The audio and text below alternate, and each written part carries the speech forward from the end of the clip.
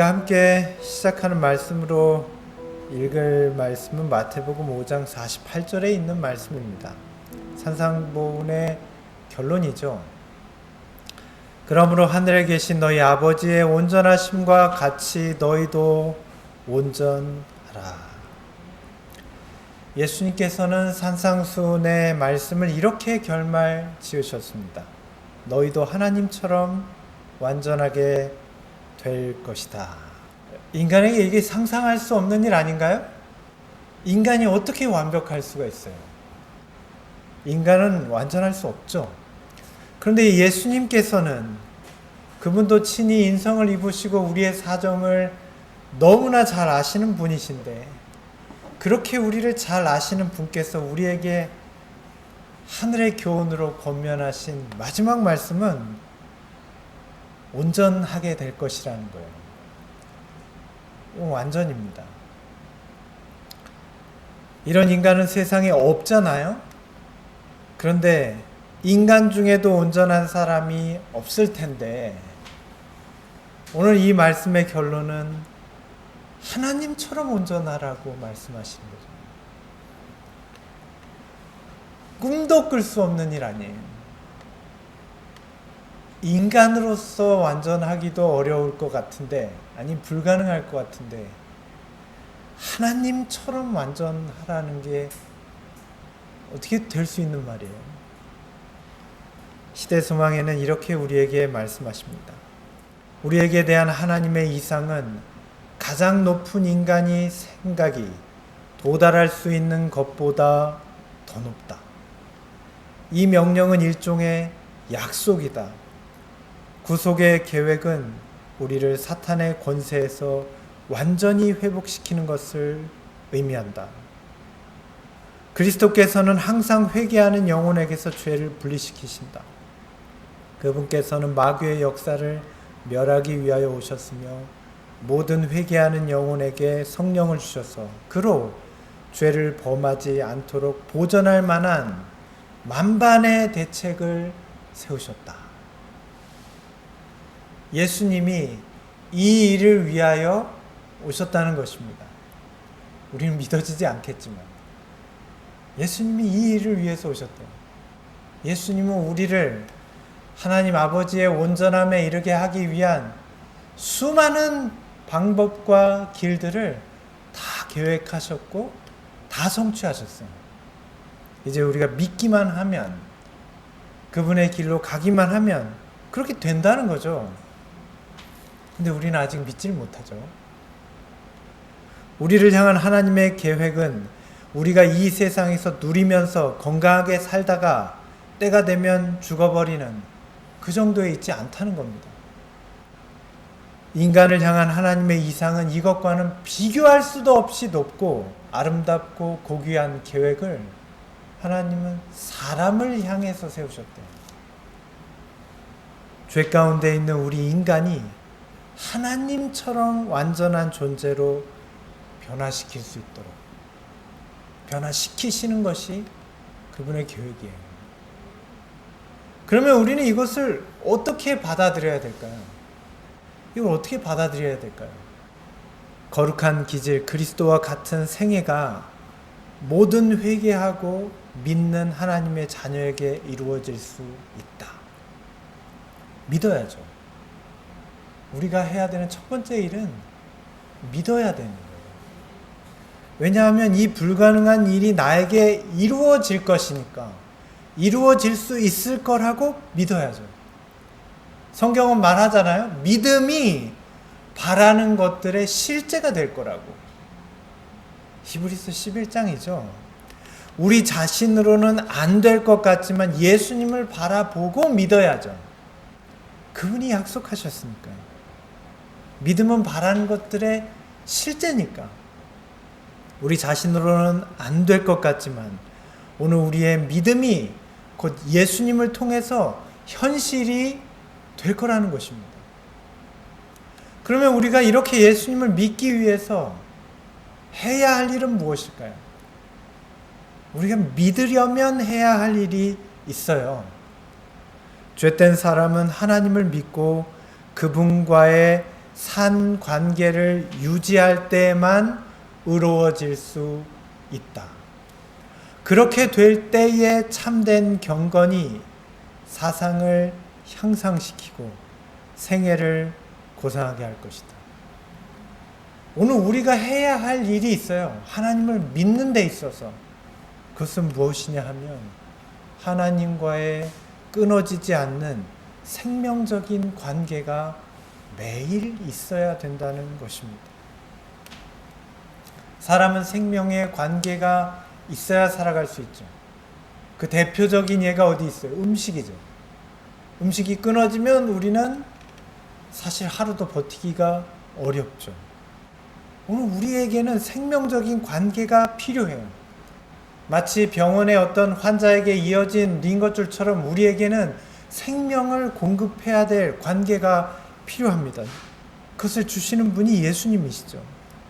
예수께서 우리의 마음속에 항상 계시도록 해야 할 것입니다. 그러면 우리는 하나님과의 생명적인 관계가 유지될 수 있어요.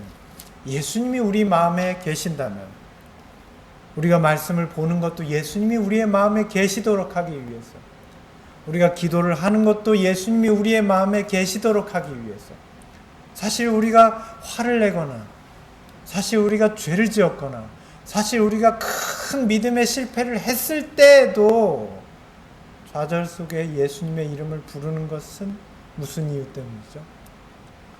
그분과의 생명적인 관계가 끊어지지 않게 하기 위해서 아니에요. 율법에서 예수님을 발견하게 되는 것이 셋째 천사의 기별이고, 그것이 믿음으로 말미암는 의의 기별이라고 우리 수도 없이 들었잖아요. 자, 이것을 깨달으면 나누기의 역사는 곱하기가 되는 것처럼, 나누기를 거꾸로 하면 곱하기죠. 왜냐하면 율법에서 예수님을 발견했으니 믿음으로 그분이 계시니 율법을 행할 수 있는 사람도 되겠죠? 성경은 이렇게 말합니다. 시편 19편 7절은 이렇게 말해요. 여호와의 율법은 완전해서 영혼을 되살리고, 우리말 성경입니다. 하나님의 율법은 완전합니다. 하나님과 같은 속성이죠. 하나님의 온전하심처럼 너희도 온전하라고. 하나님은 완전하신 분이에요. 그러면 하나님의 율법도 완전하죠. 그러나 인간에 의해 해석된 율법은 완전하지 않았습니다. 왜 그렇죠? 율법이 완전한데 왜 완전치 않아요? 인간이 해석했으니까. 해석하면 완전하지 않나요? 완전하지 않죠. 잘못 해석하니까. 바리새인들이 해석했던 율법이 그랬습니다. 그래서 그들은 율법을 행하려고 정말 큰 열심을 보였지만 그 결과는 좋았어요? 참담했죠. 사람들을 하나님의 은혜로부터 완전히 단절시켜버렸고, 도리어 하나님의 의 대신 예수님을 배반하는 길로 이끌어 주었잖아요. 무엇이? 그들의 율법을 향한 열심이. 왜 그래요? 율법의 문제가 아니죠.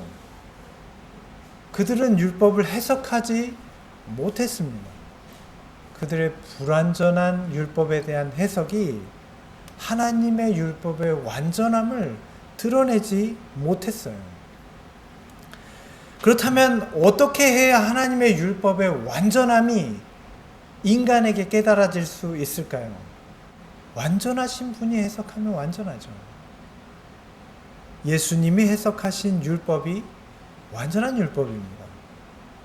왜냐하면 그분은 누구시니까요? 인간으로 나타나신 하나님이시니까. 예수님은 율법을 어떻게 해석하셨어요? 그분은 율법을 온전히 행하셨습니다. 그래서 바리새인들처럼 말로 사람들을 끊임없이 정죄하고 해라 마라 한 것이 아니라 보여주실 수가 있었어요. 바리새인들은 보여줄 수 있었나요? 없었나요? 없었죠. 그들은 온전하지 않았기 때문에 하나님의 율법의 완전함을 보여줄 수가 없었어요. 그러나 예수님은 보여주셨죠. 그분은 율법을 결코 범하신 적이 없습니다. 바리새인들은 예수님이 율법을 범했다고 했지만 사실은 그들이 율법에 나타난 하나님의 온전하신 품성을 다 왜곡시켜 버렸죠. 누가 진짜 율법을 범한 거예요? 바리새인들이. 그러나 예수님께서는 그 율법이 무엇을 의미하고 있는지 온전히 보여주셨어요.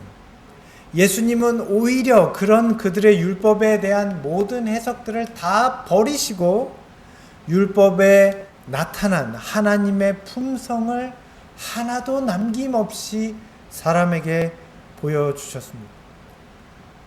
그분이 보여주신 안식일은 어땠어요? 수많은 병자들이 고침을 받고 하나님의 은혜가 드러나고 오래도록 죄악에 눌려서 단 한 번도 하나님의 은혜를 기대할 수 없던 사람에게 율법이 무엇인지 예수님은 온전하게 보여주셨어요. 그래서 예수님이 우리에게 보여주신 하나님의 율법은 완전하죠. 하나님의 자비와 은혜가 율법에 나타나 보였습니다. 그러므로 온전한 하나님의 율법은 우리에게 어떻게 해석되고 있어요? 예수님의 온전하신 희생과 봉사가 하나님의 율법에 대한 해석이구나. 하나님께서 당신의 품성의 거룩함을 사람들에게 알리신 것은 그들이 그것을 대조하여 봄으로 자신들의 품성에 죄가 있음을 보도록 하기 위함이었다. 그들에게 죄를 깨닫게 해주고 구주이신 그리스도께서 필요하다는 것을 드러내기 위하여 율법이 주어졌다. 그러니까 하나님의 율법의 온전함을 발견한 모든 사람들은 우리에게 진짜 필요한 사람은 예수님이로구나. 예수님이 계시면 우리가 하나님의 율법을 알게 되고 그분의 율법이 무엇인지 깨닫는구나. 그분을 통해 우리는 하나님의 율법을 범한 것을 깨닫고 우리의 죄를 뉘우치고 예수님께 가야겠다 하는 소망이 생겨나게 되는 거예요. 그래서 우리는 율법에서 예수님을 봅니다. 예수님을 통해 해석된 율법을 봐요. 근데 우리의 사고 속에서는 끊임없이 불완전한 인간을 통해 해석된 율법만 보이죠. 그래서 지키지 못한다고 생각하고 지키려고 생각도 안 하고 심지어 예수님을 십자가에 못 박았던 바리새인들과 똑같은 생각을 할 때도 있죠. 안 지킨 사람을 보면서. 그러나 예수님을 통해 해석된 율법을 바라보면 우리는 그분과 같이 은혜와 자비가 넘치게 될 것입니다. 율법은 믿음으로 말미암아 의롭게 되는 거구나. 예수님을 믿기 때문에. 우리가 예수께로 가면 하나님의 온전하신 품성을 깨닫고 그분의 율법이 온전하게 우리에게서 나타날 수 있다는 것입니다. 예수님이 우리랑 계시니까. 많은 사람들이 단순히 어떤 신학적 교리에 동의하기 때문에 자신들이 당연히 그리스도인이라고 생각한다. 그러나 그들은 진리를 실제 생활에서 실천하지 않았다. 그들은 진리를 믿고 사랑하지 않았으므로 성결하게 하는 진리를 통해 오는 능력과 은혜를 받지 못한다. 사람들은 진리를 믿노라고 공언할 수 있으나 그것이 저희를 진실하게, 친절하게, 참고 관용하게 거룩한 마음을 갖도록 하지 못한다면 그것을 소유하고 있는 자들에게 도리어 저주가 되고 그들의 가마로 말미암아 세상에도 저주가 될 것이다. 그러니까 참된 믿음은 내가 성경의 어떤 가르침에 동의하는 것이 아니라 그것을 통해 예수님을 발견하는 데 있죠. 우리가 예수님을 참으로 믿는다면 우리는 예수님이 내 안에 계심으로 우리도 그분의 마음을 갖는 데 있죠. 그렇지 않습니까? 그것이 믿음이죠. 그러니까 예수님을 믿으면 이 가르침을 많이 알고 있는 게 아니라 그 가르침을 통해 예수님의 마음이 내 마음에 전해지는 데 있죠. 그리고 우리가 그 마음으로 행동하는 데 있는 거죠. 예수님 살아계시니까 우리 안에서 그분의 일을 하실 것입니다. 우리도 예수님 때문에 진실하고 친절하고 관용하고 사랑했을 것입니다. 그분이 내 안에 계신다면. 그렇지 못하면 우리는 도리어 우리가 아는 진리가 나중에 우리를 멸망시키는 근거가 되는 거죠. 왜냐하면 이런 놀라운 은혜를 끼쳤는데도 나는 믿지 않았으니까. 유대인들은 로마인들을 증오했습니다. 그들에게 심한 독서를 내뱉었어요. 그리고 그들의 속성 속에서 사탄을 기쁘게 했습니다. 어쩌면 우리도 그렇게 했을지도 몰라요. 유대인들은 그들을 정복한 로마 사람들을 당연히 증오했겠죠. 만약에 우리가 일본 사람들을 증오한다면 비슷한 마음 아니에요? 그런데 그 마음이 어떤 마음이라고 오늘 말씀하고 계시죠? 그건 사탄의 뜻대로 자신을 훈련시킨 거다. 증오심이 마음에 있었잖아요. 그것이 누구를 향하든 예수님의 마음은 아니죠. 그들을 날마다 훈련시킨 그런 증오심은 나중에 결국 누구를 향했어요? 로마 사람들을 미워하던 증오심, 자기 주변에 자기를 괴롭히는 혹은 자기보다 못한 사람을 미워하던 그 증오심은 결국 나중에 다 누구를 향했어요? 예수님을 미워하는 대로 갔죠. 마지막 때도 그런 거 아니에요? 가족을 미워하거나 이웃을 미워하는 그런 마음이 나중에 다 누구에게로 간다고요? 예수 믿음을 가진 자들에게. 그러니까 그런 증오심이 누구를 향해 있든 사실은 우리는 그 마음 때문에 하나님을 대적할 훈련을 사탄의 뜻대로 하고 있는 거예요. 내가 공산당을 미워하든 일본 사람을 미워하든 내가 빨간 당을 미워하든 파란 당을 미워하든 결국은 그 미움이 예수님과 예수님을 사랑하는 자들에게 향하게 될 거예요. 마귀의 뜻대로 자기를 훈련시키고 있는 것입니다. 이런 미움과 증오는 예수님을 죽이는 데 이용됐습니다. 미워하는 훈련을 우리가 날마다 하고 있다면 우리는 결국 내 원수까지 사랑하라는 예수님의 그 뜻을 이해하지 못하고 있는 거예요. 우리가 그 원수를 향한 미움이 우리를 결국 예수님을 향한 미움으로 가게 한다는 것이죠. 그러니까 예수님 말씀하시잖아요. 원수일지라도 사랑해라. 그게 나의 뜻이다. 미움과 원망을 마음에 두지 말아라. 아무리 그것이 당연해도 내가 너희를 위해서 죽었습니다. 우리는 할 수 없잖아요. 꾸준히 그 일을 지켰더라도 어느 순간 우리는 할 수 없잖아요. 예수님이 우리 가운데 계셔야 할 것입니다. 그분께서 우리에게 말씀하고 계시죠. 의를 위하여 핍박을 받는 자는 복이 있나니 천국이 저희 것임이라.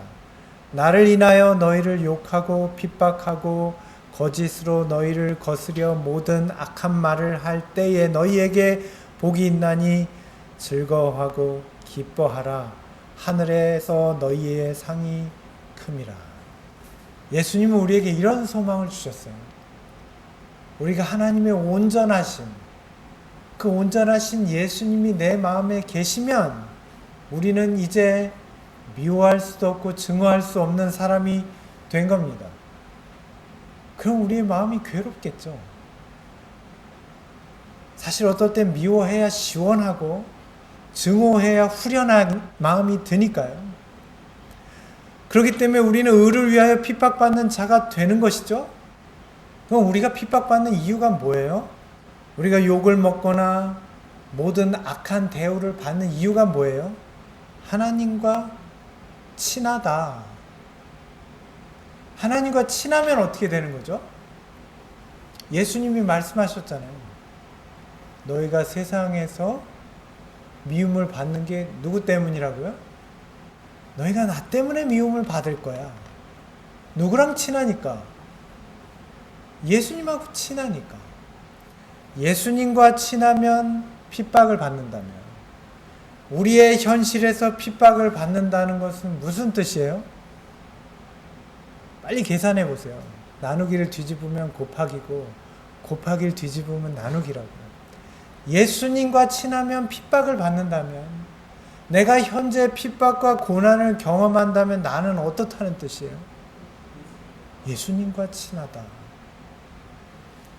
말씀하시잖아요. 너희를 욕하고 핍박하고 거짓으로 거스려 모든 악한 말을 할 때 너희에게 복이 있다. 왜냐하면 나랑 친하다는 뜻이니까. 그러면 하늘에서 너희에게 상이 크다고. 예수님과 친한 사람이 되시기를 바랍니다. 억울한 일을 당할 수도 있을 것입니다. 핍박을 당하거나 욕을 먹을 수도 있을 것입니다. 내가 잘못해서 그런 건 말고, 우리가 잘못할 때도 있죠. 여기에서는 내가 예수님과 친하기 때문에, 무고한 내가, 예수님과 친한 나도 병들 수 있어요? 네, 병들 수 있어요. 가난할 수 있을까요? 내가 예수님과 친한데 그럴 수 있어요. 세상에서는. 그런데 예수님 말씀하세요. 기뻐하고 즐거워해라. 하늘에서 너희의 상이 크다. 나와 친하기 때문에. 뿐만 아니라 주님께서는 말씀하십니다. 내가 너희를 위하여 하늘을 예비했으니 기뻐하고 즐거워해라. 심지어 그날이 심히 가깝다. 오늘 그것으로 우리의 마음의 소망을 얻으시길 바랍니다. 그들을 세상의 원수가 되게 하는 것은 하나님과의 사귐이다. 그들은 그리스도의 능욕을 진다. 그들은 핍박을 슬픔으로 대할 것이 아니라 기쁨으로 대해야 한다. 극렬한 시험 하나하나가 그들을 연단시키는 하나님의 대리자들이 되었다. 그 시련 하나하나는 그들을 그분의 동역자로서 그들의 사업을 행하기에 적합한 사람으로 만들어 준다. 이런 사실을 기억한다면 그들의 믿음과 인내를 시험하는 시련들을 두려워할 것이 아니라, 피할 것이 아니라 오히려 기쁘게 받아들여야 할 것이다. 우리가 이것을 깨닫는다면 지금 우리가 당하는 현실에서도 우리는 기뻐할 수 있을 것입니다. 내 팔다리가 쑤시고 매일매일 일하지 않으면 살 수 없는, 하루 벌어 하루 사는 삶이라 할지라도 나는 이렇게 재수 없는 인생인가? 그런 생각이 들 수 있죠. 혹시 우리도 그렇게 느껴지시는 분이 계십니까? 예수 믿고 나니까 나는 세상에서는 참 진짜 운수 없는 사람처럼 사는 게 아닌가. 남들은 안 그런데. 그런데 오늘 말씀에 이 세상과 원수돼서 우리의 일이 안 풀리는 것처럼 보인다면 기뻐하시라는 겁니다. 왜요? 우리의 삶이 나누기 같다면 그 반대에는 곱하기예요. 누가 계신다는 거예요? 예수님이 내 안에 계신다는 거죠. 그러면 이거는 희망 아니에요? 재수 없는 인생이 아니라 진짜 행운의 인생이죠. 하나님과 사귐이 있다면 우리의 결말은 어떻게 끝나겠습니까? 해피엔딩이죠. 보나마나 해피엔딩. 지금의 괴로움이 있겠지만 오늘 이렇게 우리에게 다가오는 핍박과 난관을 기쁨으로 받아들이실 수 있는 저와 여러분 되시기를 바랍니다. 왜냐하면 이 시련들이 우리를 예수님과 함께 있기에 적합한 사람이 되도록 우리를 다듬어 가게 하는 하나님의 도구로 쓰인다는 것입니다. 우리가 인내하면. 셋째 천사는 마지막에 그렇게 얘기하잖아요. 성도들은 인내가 있다고. 예수 믿음을 가진 성도들은 인내가 있다고. 왜냐하면 그 인내로 그들은 하나님과 정말 친한 사람들이 될 것이니까. 그러면 야곱의 환난이 이해가 가죠. 왜 구원 받았는데 무슨 재시험 치는 것처럼 무슨 그런 어려움을 주시는 건가? 왜냐하면 하나님과 정말 더 가까운 사람이 될 거니까.